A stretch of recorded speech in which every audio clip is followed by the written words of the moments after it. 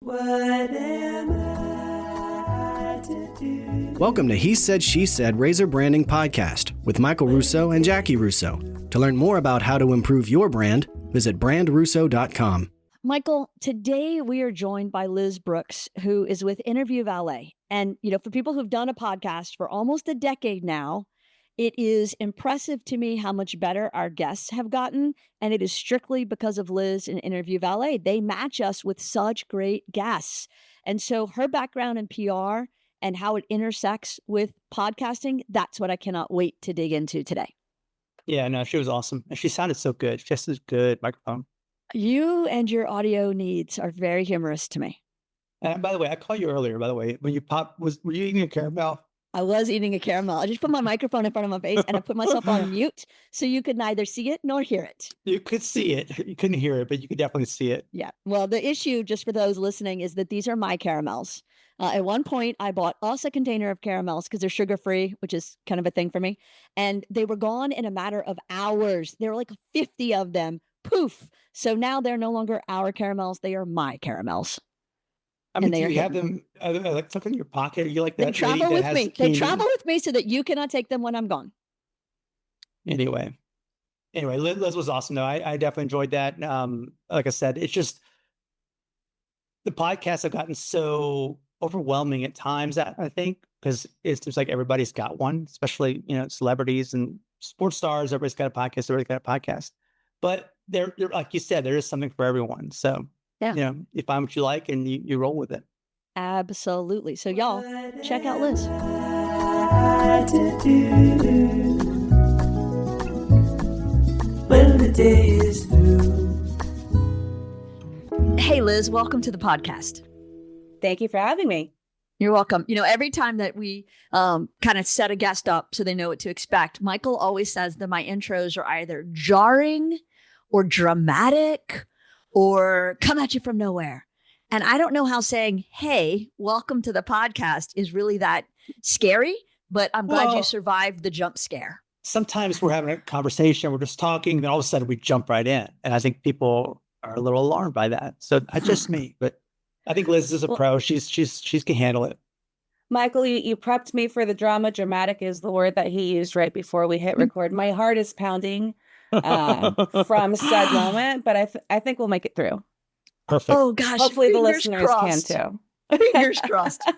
So I love the meta-ness of this because we're having a podcast with podcasters, interviewing a podcaster, talking about how to use podcasts to grow the audience of your podcast. It's messy, isn't it? I love it. Really it's like a full intertwined. circle. I think it's awesome. So, Liz, maybe we start with your kind of PR background that led you down the path of seeing the light with when podcasts came into being. So walk us through the early days of your career so we can start talking about how great podcasts are. Yeah, we can get back to the 3 pianos and see the background later. I'm dying to know. Well, we can start there, so Michael. I was going to say we can start from the very beginning if you want to. I am a musician, so is my husband, Oh. etc. But I got started kind of like in the San Francisco music scene, just doing PR for myself and my own projects, essentially for the projects of friends. And then when I went back to school for communications, I was like kind of trying to decide if I was going to lean into HR. I was considering PR. And then I realized I was already doing PR. I was like putting together media lists and things like that without even knowing that they were called that. And there's a lot of brand building that comes with being in a band and working, in that scene. You'll be surprised to know that none of it made me any money. And eventually I did have to make some of that money. I know I had to get that bread. So living in Silicon Valley, natural fit, I kind of started working within the B2B tech industry. So I've worked with some pretty larger global PR firms, Allison PR, Ketchum's of the world. I've also worked with a lot smaller, more niche agencies as well. So I've had the big blue chip clients like Amazon. I've also worked, with the smaller health and wellness businesses. So I've kind of seen it all. In terms of podcasting, I've always been an early adopter. And I think that probably just came from the commute of being in the Bay Area and spending so much time in the car and trying to fill that void.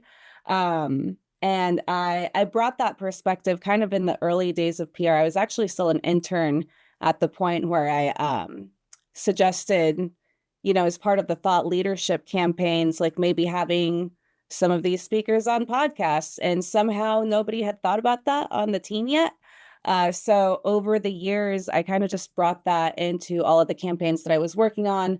Eventually, I started just running that like podcast side of things on this campaign. So that's how I found it. And then I've just started doing it full time now. So switched over with Podchaser for a while. I've been with Interview Valet now for a really long time.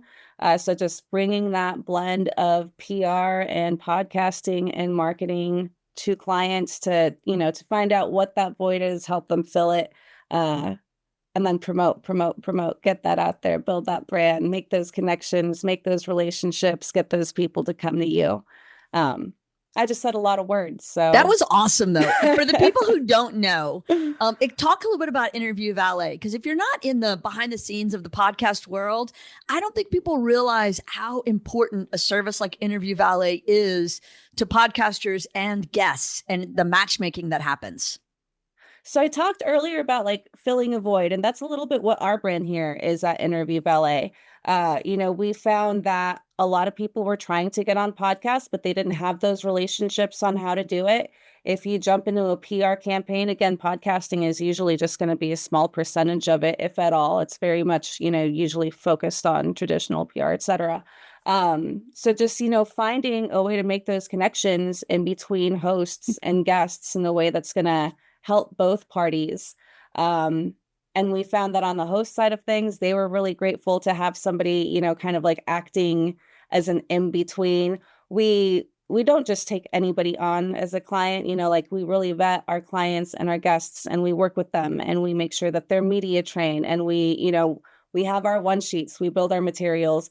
You both are familiar, with the brand and everything that we bring to the table. So you know exactly who you're talking to by the time you hit record. And there's usually no surprises. If there have been, let me know. But yeah, that is kind of what we do. We are the matchmakers. And then depending on the client, we can help with branding. We can help with storytelling.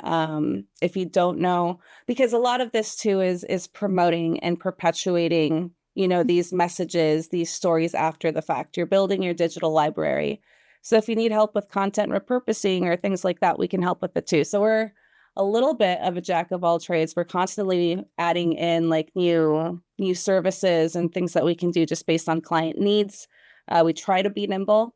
But that's the long version of who Interview Valet is. But we try to do it all with white glove service, making it as easy for all parties involved. Easy to work with is my personal brand. What I'm curious, because we've had a podcast for quite a while now. Jaci did it by herself for a long time, and basically she would like read our monthly blogs. Literally, just to be clear, because it's hugely embarrassing and it makes me laugh now. It was a weekly blog. The weekly blog would come out. You'd get it, on the website if you're subscribed, or it'd come to you in the email. And then I would, just like this. So this is brandRUSSO, and today's blog is about bank branding. I would read the blog as if I'm some sort of like, reading service. That for you now. Right. Yeah. But this is like 2016, 17, 18. Yeah. It was very early days. Well, we wrote a book at some point during the maybe the pandemic. We did that. It was 2020. And then we said, yeah, and I was kind of the behind the scenes person. I'm the creative director here. Jaci's more the face of the company, and let's do it together since we wrote the book together. And it was kind of a thing. So we did that and kind of do it ever since. And we've had, I guess, moderate success in our branding space of what we do and our followers. But it seems like there was a time when podcasts were all the rage, and then nobody talked about it, like they died. And then all of a sudden, everybody's got a podcast. Everybody's got a podcast. And like, there's the everybody's, and then there's the ones that are really doing well at it. Like they have careers and they have their entertainments. I mean, like the ones I listen to, I mean, I listen to them, and I constantly go back to them because they're entertaining to me, and so it's a new format. It's changed dramatically, I guess is what I'm getting at. Oh, definitely. It's constantly, it's growing exponentially. as you mentioned, like there's a boom and then everybody's like, oh, podcasts are dying, et cetera. And then there's a bigger boom. And that just kind of seems to be the pattern. And then at the same time, you have these podcasters who are finding success, et cetera. Even they are putting out more content. You know, a lot of podcasters now have a weekly show and then they have a daily show, or they have mini-sodes, or they have weekly recaps.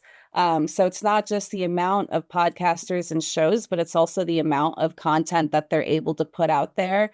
It's kind of like this mushroom cloud of information. But what's great about that is that AI is leaning on that so heavily, because if we're just using like what's on the internet, eventually it's like a snake eating its own tail in terms of the content that AI is reading from. You know, eventually they're reading their own content that they put out there.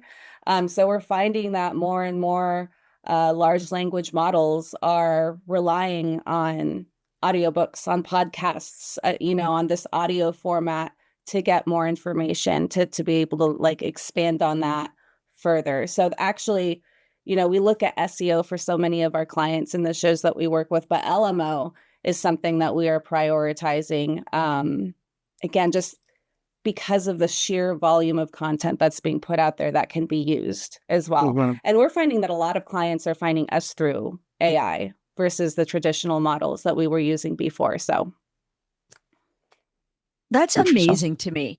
As you look at your work specifically in the B2B space, because that was such a major part of your career, how do you feel like B2B marketers, whether, you know, obviously it includes podcasts, but kind of a holistic view, how do you feel like they need to be sort of upping their game? Because it feels like B2C is rapid adoption and transition and really measuring, and B2B feels like the slow moving train sometimes. So what did you see that worked for you, and what would you recommend to some of our B2B marketing listeners?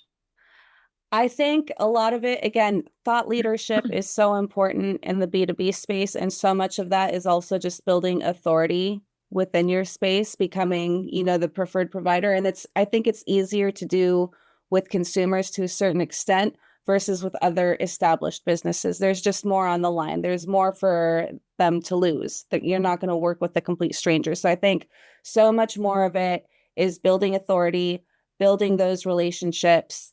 I think something that's really great for our clients and that works well for everybody when you go on a podcast is that you're borrowing the authority of that host. And then you're also borrowing the trust of the audience. You know, that is very B2C. A lot of the clients that we work with, though, who are B2B focused, you know, we find those shows where those other executives are listening to. And we use all these tools kind of like to, I don't want to say spy on folks to see where they're hanging out online, but, you know, It's we just can intel. see. It's learning intel. It's just data. It's just Yes. data. Like we can see the demographics, you know, the average money that the listeners are making, the verticals that they work in, et cetera. You know, so we find where are these other business leaders, you know, who are also preferred providers in their space, where are they hanging out? And then how can you reach them to start developing that relationship? And yeah, just because of the nature of the game, who your audience is, the fact that there is more at risk versus just, you know, buying one single time product, it takes a little bit longer to build that trust and to build that authority in the space. And I think, you know, you can do a lot of that with the traditional PR, being on the right, you know, the Bloombergs, the New York Times of the world, you know, folks read that all the time, but not everybody has time to sit down and read things like that.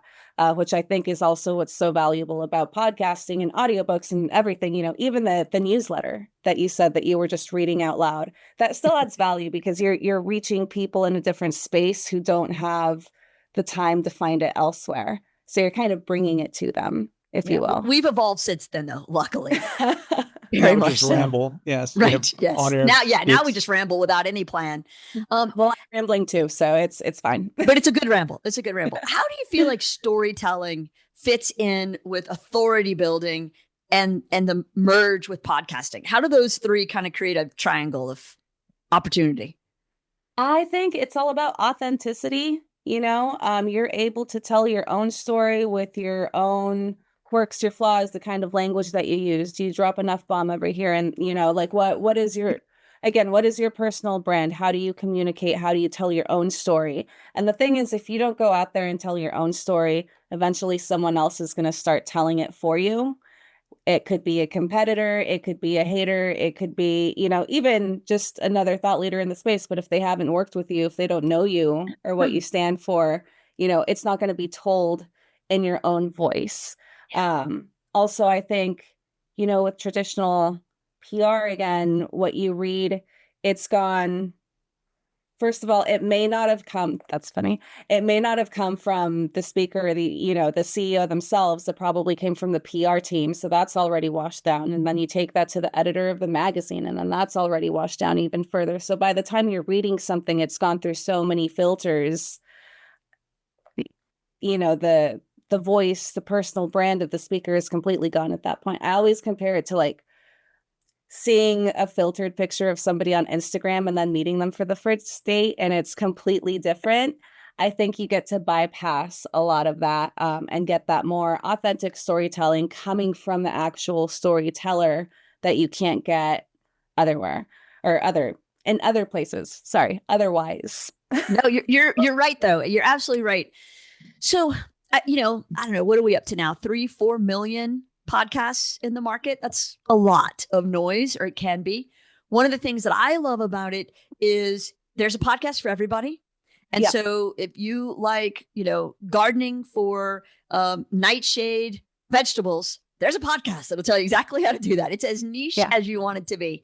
And so as someone who's thinking about better promoting their podcast or starting a podcast, what does a strategic podcast interview marketing campaign look like in practice? And I'm just going to give you the heads up that once you finish talking about that, I'm going to flip it around and ask you, as somebody who wants to be on podcasts, what's it look like? So you can merge them or keep them separate.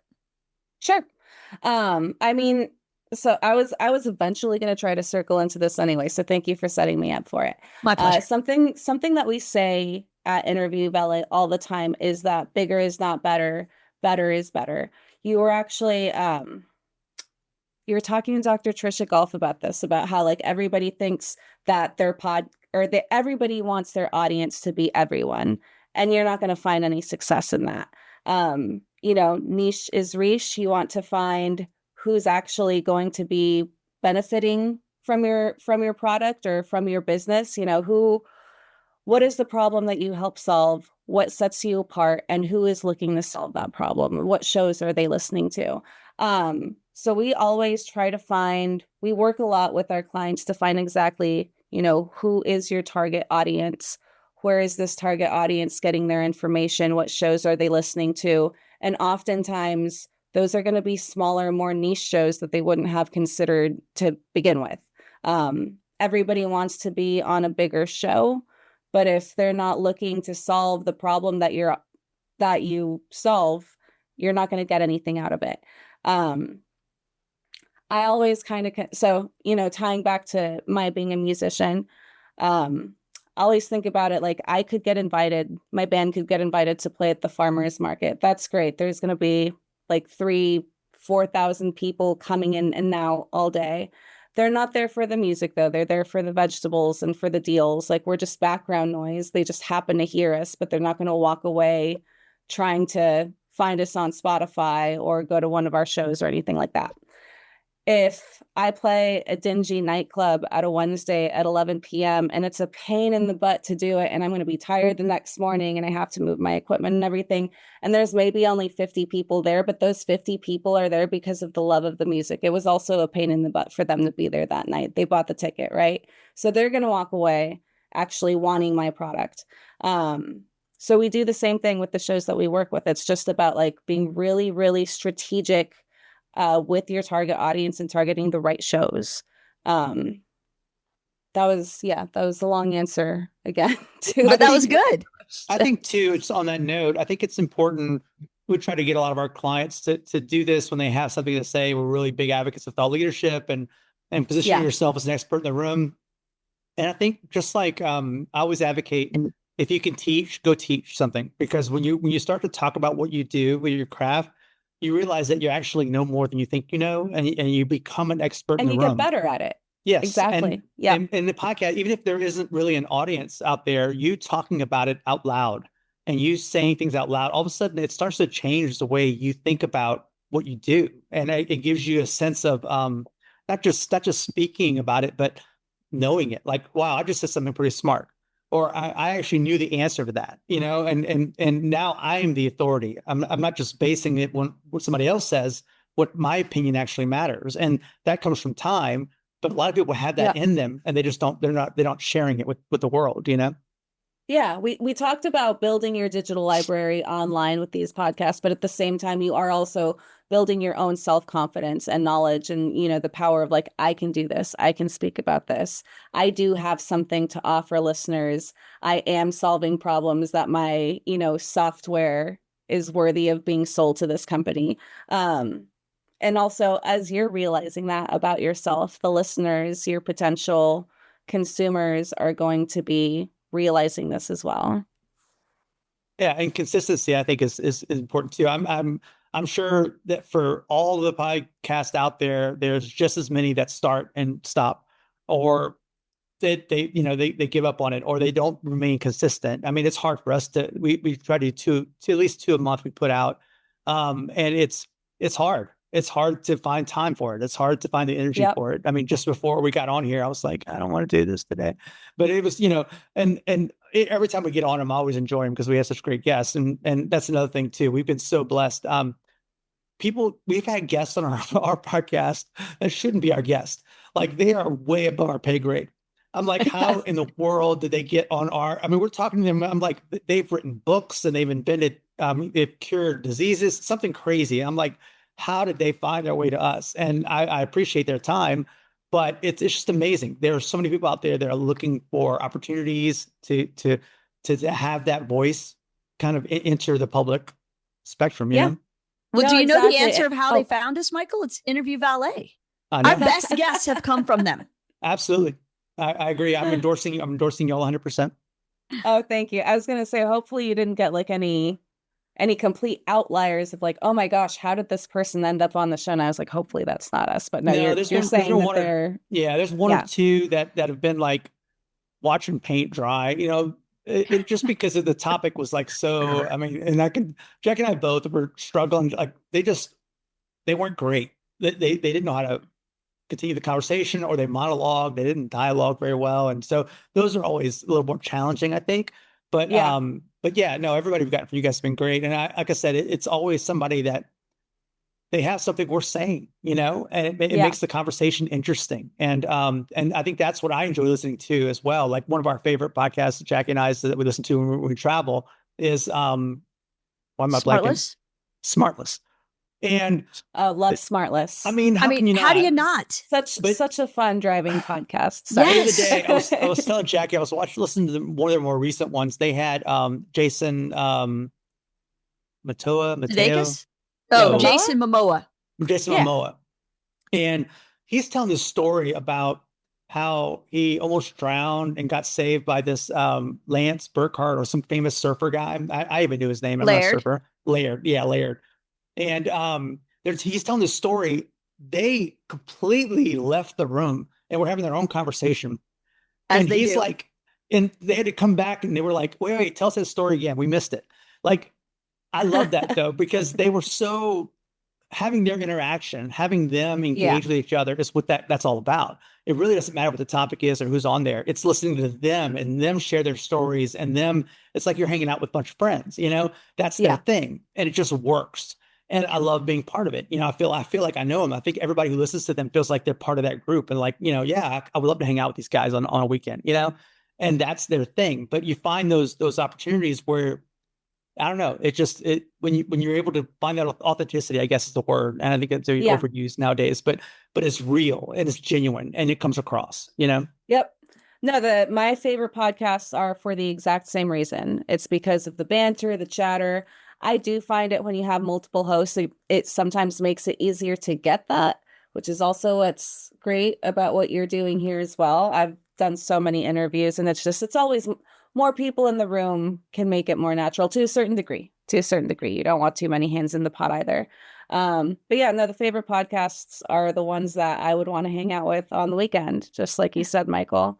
But yeah, just to tie it back really quick to consistency, which you were talking about earlier, I think that goes both ways for both, hosts and guests. When we're looking at shows, and we just put out this podcast authority score that we worked with Pod Engine with, another B2B relationship that we've been working to like build authority in the space for a long time. But it's a way that we measure shows to see the value that it's going to get for the client and their campaign. And we look at so many things, the client's always going to be looking at social media followers and downloads, et cetera, which those can be bought, those can be self-reported. But we look at the backlinks, again, the SEO, the LMO, but we look at consistency and quality of the host and quality of the show and the conversation and what's being put out there. And that's also important, not just from the host side and from the show side, but also from the guest side. And I think, when people are coming to us for the first time and we start working with them, especially if they're really green to podcasting, we tell them, like, we don't do 6 campaign or, a 6 show campaign or anything like that. We start with a bare minimum of a dozen because you have to be consistent with it in order to actually get anywhere doing something in the space. If you just do 1 or 2 interviews, even if they're on bigger shows, it is so quickly going to get lost in that mushroom cloud of content that we were talking about before that's getting created every single day. So yeah, you want to be on more shows. You want to be maybe on the smaller shows. Michael, Jackie, you both said like we've had guests that like, oh, I'm surprised that they would want to come and talk to us, but they're building their brand and their digital library with content. And then also we say for every interview that you do, whether it be, 21 hour, you can get a month of content out of that you are reposting, repurposing, sharing, tagging the show, the hosts, even just people who would be relevant in that space that might benefit from that conversation. You can use that to build relationships as well, which can be lasting. Yeah, absolutely. One of the things that I think makes podcasts so special, and I think it's one of the things that y'all do so well, is the chance to get a peek inside. People can take a lot of time finessing a website, really glossing up a brochure, but podcasts are very real. And talk a little bit about maybe what you do to help people prepare to be a better guest, because sometimes the real is really real. Yeah. I mean, we definitely tell guests not to read off of paper. Don't be overly rehearsed. Like, you want to be prepared. You want to at least listen to a couple episodes. You want to know what your speaking points are, but you don't want to have rehearsed the same conversation for 3 hours. You don't want to have it memorized because, first of all, you don't even really know where the conversation is going to go. Somebody can ask you a question completely out of left field, and then suddenly you look not nearly as informed and smooth as you did, talking about this other subject. So right away, the listener is going to be like, oh, maybe this person doesn't actually know what they're talking about. So you don't want to be over rehearsed. You don't want to be overly green. Something that we try to steer folks away from is, making overly dramatic predictions that can come back because, again, you don't know what's going to happen in the future. I think prediction making is something that is so common that people want to do in these interviews. So that's something else. And then also just being able to, you don't want to sound like a broken record. If people listen to your interview and you're saying the exact same thing every single time and bringing it back to those same speaking points, eventually they're going to shut it off. Or if they see you a guest, they're like, oh, I've already heard their story. So you want to be able to keep things fresh. But most importantly, you want to be yourself. You want to be human. We've said authentic so many times, it's starting to feel like it's not. But it's true.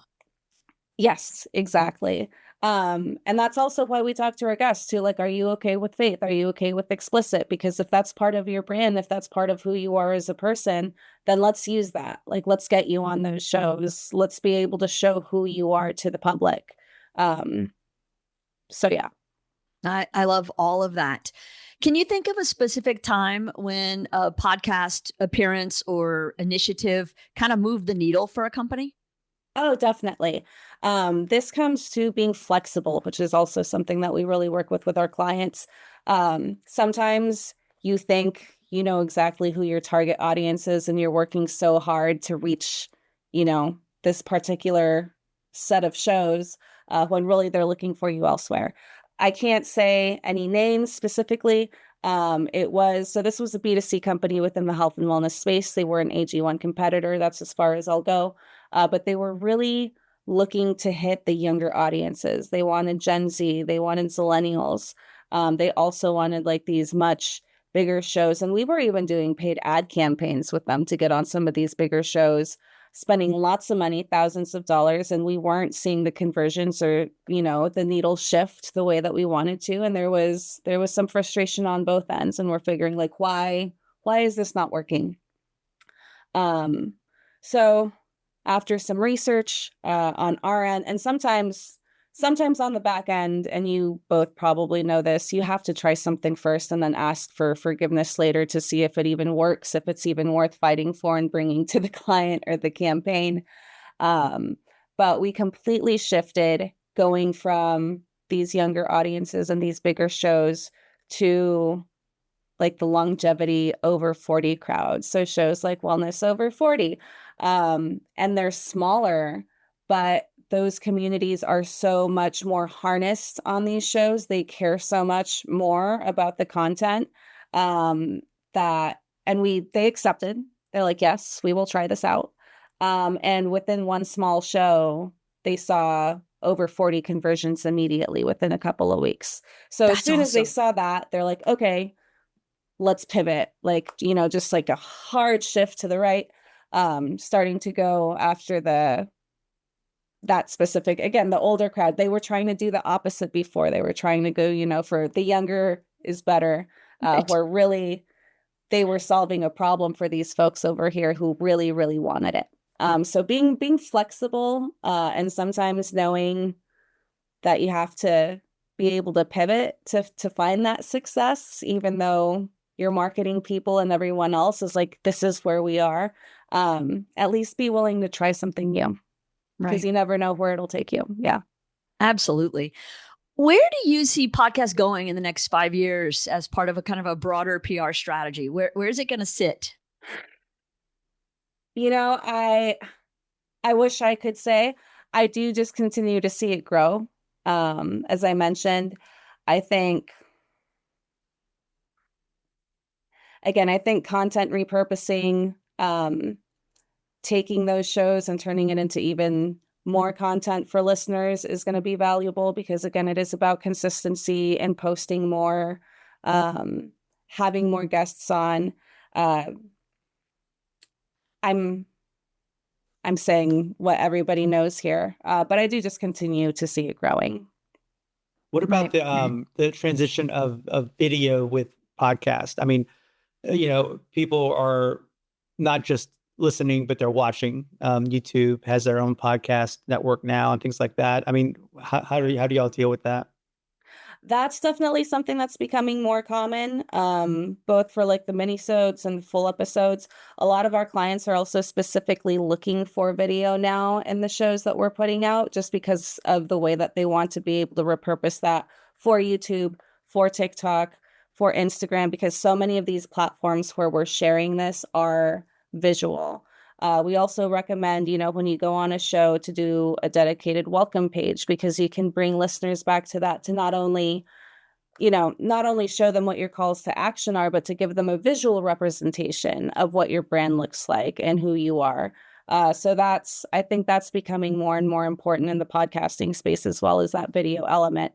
That being said, and it also just helps you connect better. I think you have a better conversation when you can see somebody versus when you can't, in a lot of ways.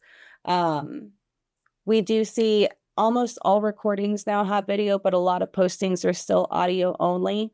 But I do see the video continuing to trend. That being said, if you're driving a car or you're on the bus or something like that, the video element probably doesn't matter as much. Yeah. But like, my mom, for example, she was just over and she consumes so many podcasts now that she's retired to a concerning degree. But she's watching them all on her iPad because she wants to see the video. Like she doesn't even use her phone to listen to podcasts, iPad only. And she uses YouTube to find most of them. So, Right. but also, again, it depends on where your audience is. If they're using TikTok and stuff like that, still, video is going to be better in terms of content repurposing if you can swing it. Right.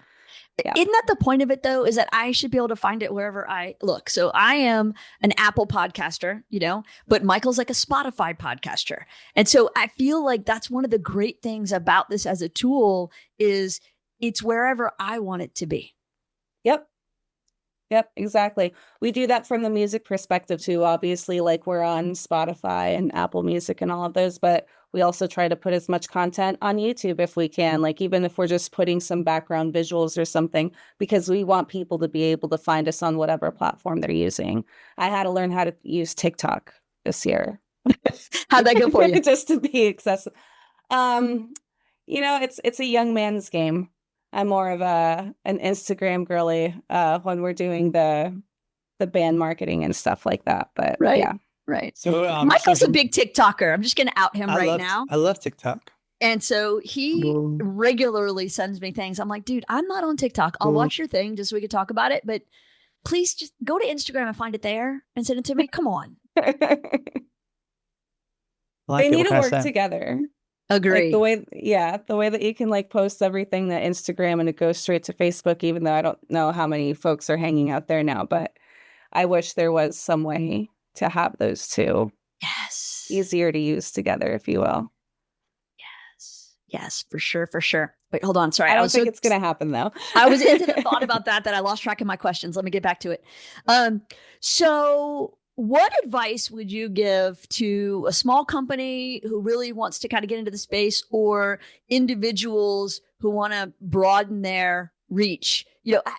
I think it's intimidating to people now because it's grown into such a big industry. It's no longer like when we first started back in the teens. I mean, you just get a microphone. And at one point, Michael felt my audio wasn't good enough. And so I had one of those egg crates that you put on a college dorm bed because I wasn't smart enough to understand that you could just put the microphone in a box. No. I threw the whole freaking egg crate over me and the computer, sweating my ass off as I'm trying to read the blog. But it sounded really good. So those days, it was like, have a microphone, have a podcast. Now it feels so much more sophisticated. So what's your recommendation to somebody who wants to dip their toe in, but they're a little intimidated? Well, I mean, I was just about to say, because we have a friend. I was asking her, but you can answer. Well, no, I'm not an expert on this, but we have a friend in Seattle who produces podcasts for a living, and their production may take weeks to do a podcast. Like, I don't know if they're adding in like quotes and sound effects and all these different things. It's more like a show, really. And we hit record and save, and we're done. And that's kind of it. There's not a whole. Don't tell our secrets. Yeah, that's not. We don't cut much. I don't think I've ever cut anything really. I know the intro comes separate, so there's some editing and cutting happening. There is that. We do come back and drop that in. But it's basically. I mean, setting it up is a little bit complicated, but they made it so easy. I mean, the entry level has been dropped so down. I mean, if you wanted to do this stuff, it's very attainable. That's actually really funny that you say that because we record a lot of the songs and audio and even podcasts here as well. So I have all these wildly expensive and fancy interfaces and, we use Pro Tools and all these different things. So I have all of that at our disposal, which we've like collected and built over the years to make this as much of a professional studio as possible. But if there's a problem, it takes so long to work through the signal chain to find where it is, to the point to where, like today, I'm using this $50 microphone that just plugs directly into my computer with my Bluetooth speakers because I can use this on Riverside, Squadcast, any platform, and I'm not really going to experience the issues that I am with the fancy stuff, right? So I think It's true for music. It can be true for podcasting as well. It is super easy to just buy the mic. You probably already have those headphones and you don't know it. That being said, we do tell all of our guests, you have to use a mic. You have to use headphones. You have to have a professional setting behind you because you don't know if the video is going to be used or not. You want your head to at least be a similar size to the heads of the hosts, you know. Michael Russo's biggest Basically, pet peeve. Oh my yeah. gosh. Makes him Yeah, just- crazy. Yeah. Basically, just, you know, please don't take this in the car or on the go. You know what I mean? Yeah. Yeah, we've also had like really great guests, but every once in a while we'll get somebody who is very accomplished, and they obviously do podcasts all the time, but they have no mic, and they're dealing with a little, you know, earbud microphone or something, and it sounds horrible. And Oh, yeah. and I'm a sound stickler, and it's like, you know, I just know going into this, I'm gonna have to jump through hoops to try to make them sound good, you know. And it's so easy to buy a $20 or $30 mic that works great, you know. I mean, Yeah. they're easy to find. I mean, spend a little bit of money and take what you do seriously. Okay. It makes the guests. Oh, sorry. No, you go ahead. No, you go. Oh, I was just gonna say, like, it makes the guests look bad. It can rub off on the hosts. We have, you know, obviously when we have guests go on shows, they're listening to the shows in advance, they're preparing for it. And if the audio quality sucks and they don't understand what the other guests are saying, they're like, I don't see the value in going on this show. Like it was a pain to listen to. Like, I don't want to be on something of that quality. So again, just be respectful to yourself as a guest and to the hosts that you're speaking with. Yeah, because I mean, it's an audio first platform, you know. I mean, that's the whole thing, you know. And you can't fix bad sound. It just, you know, you can do some things with it, but then it just sounds affected, and yeah, it's always a problem. For sure. What I was going to ask is, you know, you've dropped some real, I think, gems that I want to emphasize so that people really pick it up. Having a unique landing page for an episode that you appear on as a guest. I do that pretty regularly, and it is so impactful. I'm able to track it. You know, I may be told the podcast gets 15,000 listeners or 50,000 listeners, but I could see exactly how many people go to that landing page, download the thing, and now I've got their email address to communicate with them. It's a little bit of hassle, but we use kind of the same thing every time. We just make minor tweaks to customize it for the audience. So that's exactly the same process that we use as well when we create them. Yeah. Yeah. So important. Equipment, having really good equipment. So which leads me to the actual question, which is, do you have some sort of toolkit, guide, reference that the people can go and get from your socials or website to give them kind of the blow by blow of all these things? Because these are real important tips. We do, definitely. We have certified guest resources that we use for all of our clients. If you come to us and we're working with you and you don't have the mic and headphones, like, we will provide those for you. Unless you live abroad, then it gets a little too messy. You're going to have to find it yourself at that point. But if you go to interviewvalet.com/Liz, that is my dedicated welcome page. You can find a lot of the resources that we have there, including tips and practices, do's and don'ts, what kind of equipment works best without breaking the bank, etc. Awesome. Yes. That's great. So we've talked a little bit about different podcasts. Obviously, Michael listens religiously to the Smartless guys. You mentioned liking that. But what are some of your favorite podcasts outside of work that you get joy from? Or should I be asking your mom? She sounds like the bigger listener than you. Well, she just left yesterday, so you're going to have to get it straight from the horse's mouth. I am a true crime junkie, and I like spooky things, and spooky season is coming up. So it's my time to shine offline, if you will. So I listen to a lot of my favorite murder, criminal, when that's around. I got into, actually, Serial was the very first podcast that I ever listened to. That's I think a lot of people have that story. Yep. As well. Yep. So definitely listen to all of those. I think Spooked and what's the other one? I'm blanking. Radio Rental. Dwight from The Office, I forgot his name, Rainn Wilson. He hosts that one, which is really surprising because it's a smaller niche show, but you have this like big guy hosting it. That one's really fun and really great for upcoming spooky season. And that one's also like pretty true crimey, bizarre, just weird stories as well. And then the rest of it is just news. NPR, This Morning First, the Daily Zeitgeist, etc. So I try to get my news in a way that is both informed, and then I also try to get the news in a way that is kind of funny and off the cuff, just to keep things all right. Right. So, we've talked about a lot of different, I think, helpful insider observations. If you could boil all that down into one really best piece of advice to give to someone who's trying to cut through the clutter, what would it be? I think you want to consider the intersection of PR and podcasting when it comes to building your brand and getting your voice out there. Ultimately, podcasts are going to build depth and content. Ooh, PR nice. builds reach. So if you're able to master both and blend those together, you're probably going to hit your goals. Well done. Where can the people find you and learn more about your work? So I did mention my welcome page. That's interviewvalet.com/Liz. Also, if you liked any of what you heard today, you can check us out at the Podcast Interview Marketing Show. It's our own podcast that we produce. I'm on there a bunch. And then you can find me on LinkedIn. There's about over 50 Liz Brookses the last time I checked. So if you go to linkedin.com/Liz.G, like golf.brooks, BROOKS, you can also connect with me there. Perfect. That is awesome. Liz, you were great. I really appreciate your time and the wealth of knowledge that you shared with the people. We're going to put all this in the show notes too, for the people who want to actually see the links. And thanks so much. Thank you so much for having me. Say hi to your mom if she listens to the end. Yes. If she finds you. Will do. All right. Thank you. Thanks.